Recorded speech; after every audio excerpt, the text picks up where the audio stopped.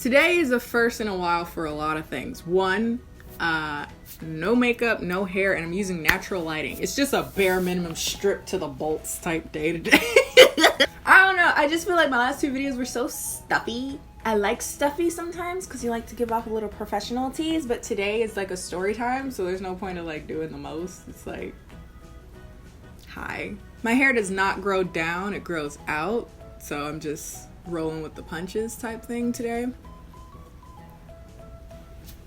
But you didn't come to hear about that. You came to hear about everyone's favorite story time. You guys may or may not know, I was in Korea last month? July. I was in Korea in July. During that time, I was hanging out with my girl Claire, one of my best friends in the whole entire world. If you haven't seen any of my vlogs from that time, I highly recommend you watch them. They're on my second channel, wherever I put that. And basically a lot of weird stuff happened, and I didn't really know which story to start off with.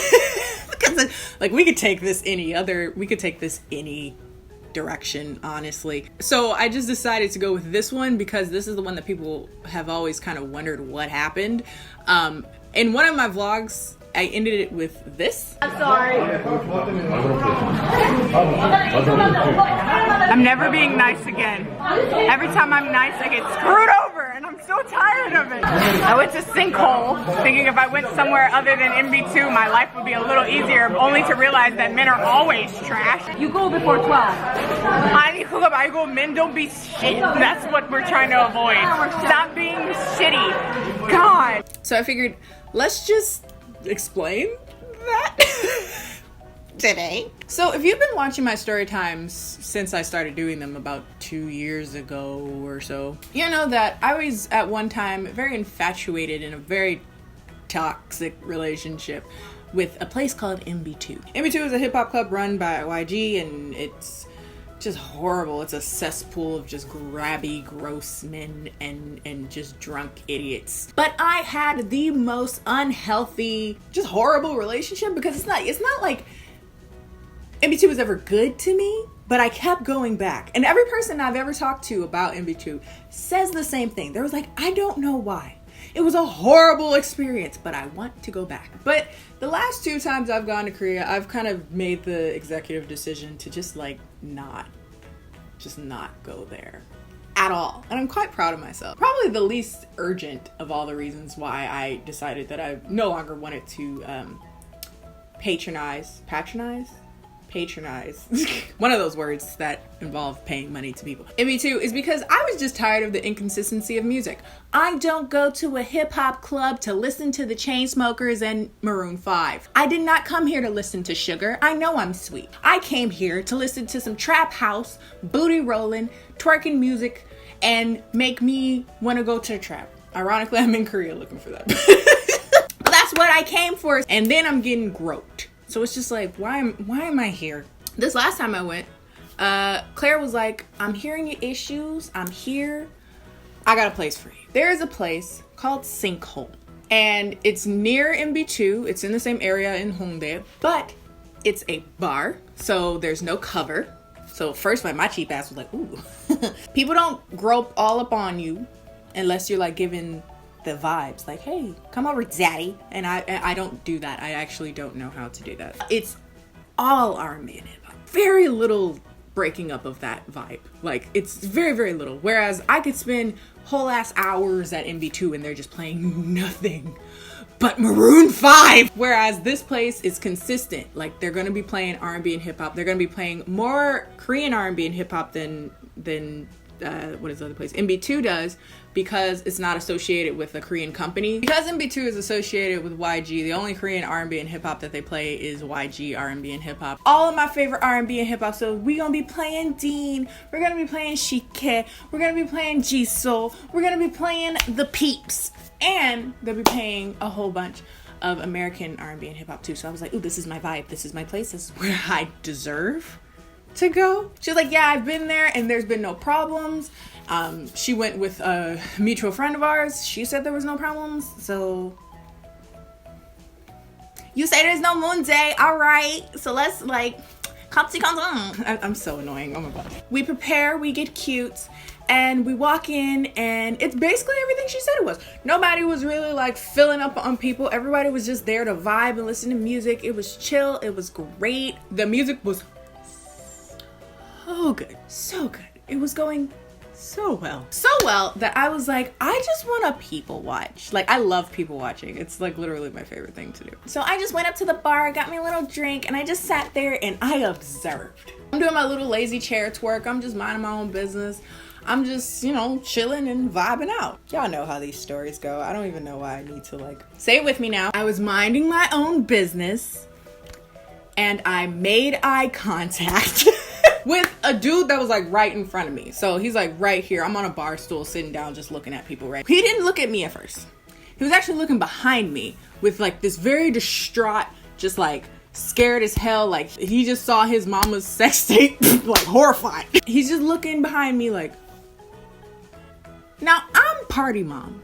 Always and forever. It's in my blood. It's what I do. So when he looked that concerned, I was looking up at him like, is everything all right? What I need to look at? So we make eye contact because I guess he can feel me, like the feeling of concern. I'm like, what's happening? Do you want one?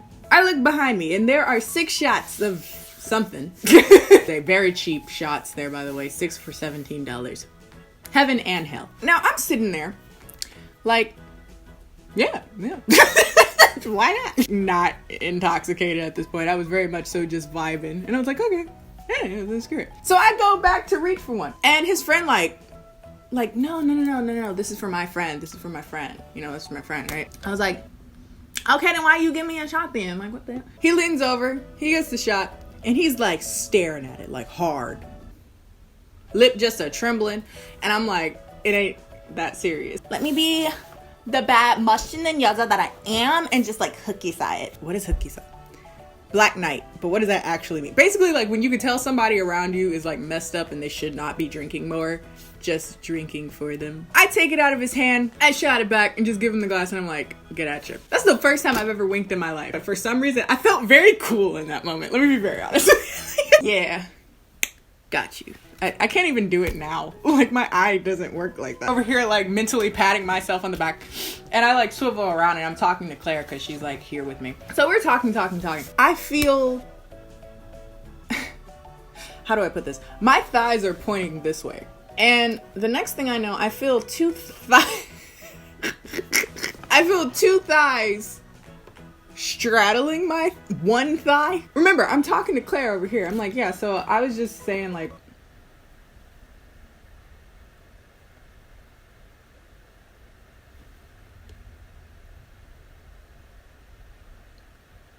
now, he's in the process of like reaching for another shot, which sounds dumb as hell, right? Considering you just didn't drink one because you can't drink anymore, but you're actively going for this next shot. Now, I'm sitting here like, is he so drunk that he couldn't know that he's essentially just has his nuts nestled on my knee right now?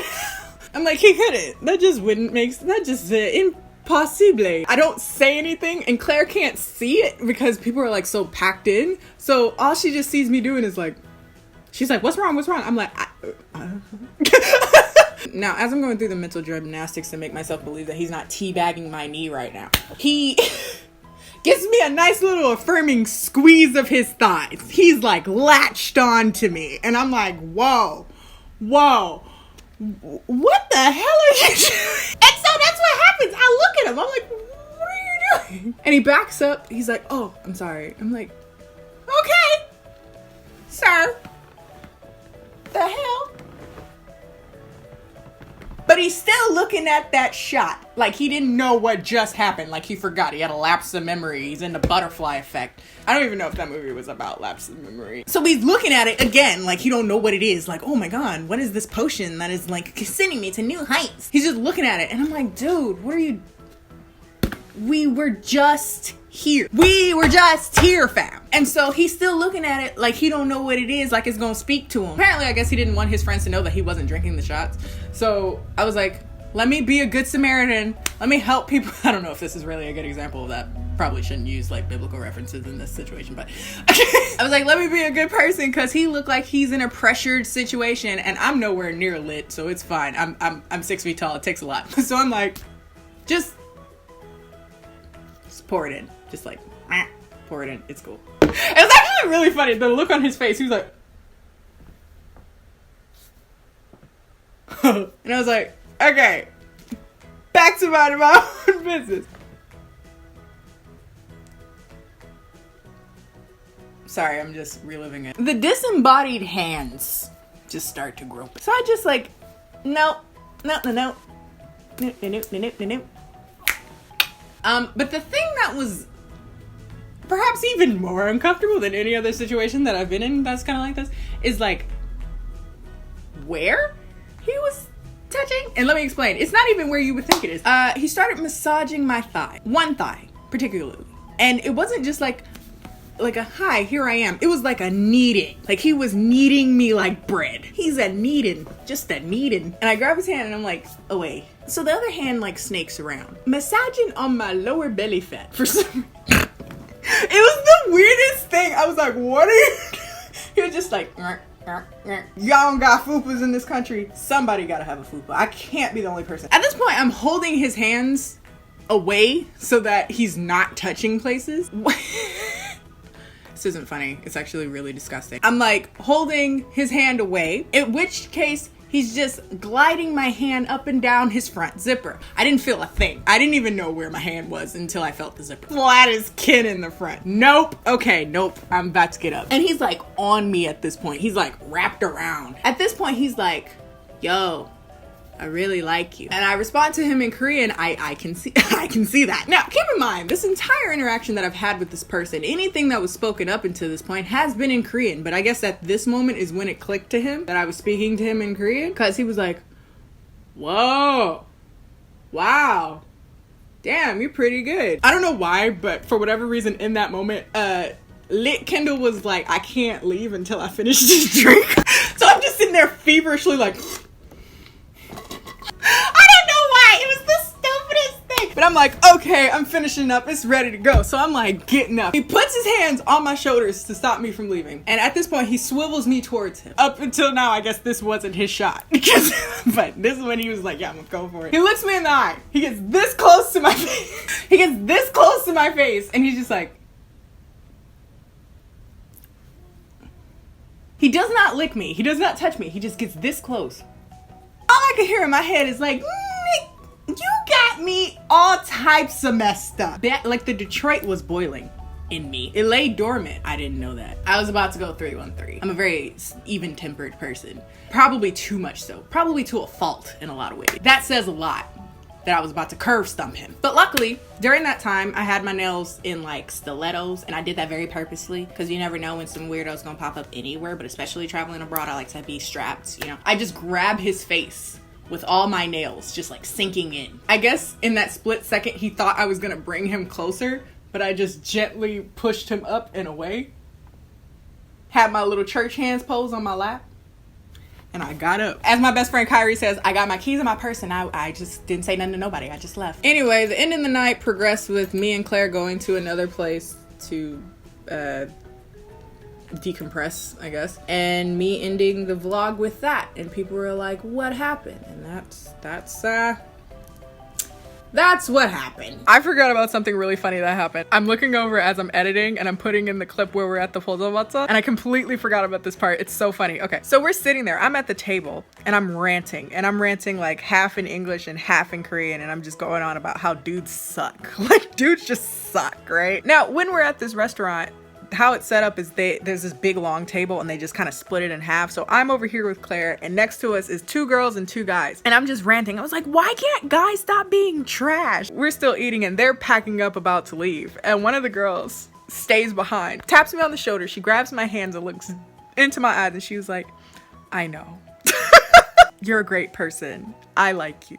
You deserve better. And I was like, thank you. She was like, it's okay. That's how the night ended. This is what I get for helping people. I'm never helping a person again, because every time I help somebody, And this is not the only time that this will happen during any trips, because there's so many stories about me trying to help people that I end up in very uncomfortable situations because I could have just been minding my own business. So what did we learn from the story? 1, drink responsibly, kids. Also, if you're going to drink, make sure that you're drinking with people that aren't pressuring you to drink. He should have never even been in that situation. Why are you drinking with people and you feel inclined, you feel pressured, belittled if you don't drink? You shouldn't be with them. I don't know what it is. He's not the only one. I've like met hella dudes in particular that get in these weird pissing contests about drinking more than the other. Like, who's the first one to pickle their liver? Y'all ain't nothing. Y'all ain't men. Y'all ain't manly, man. I'm gonna die first. First one to choke on their own vomit when they pass out is a real man. Like, that's not cute. 2, party moms have it really hard. Party moms get it the worst. And I just want everybody to go to whoever their party mom is. If you know me, it's probably me. And say,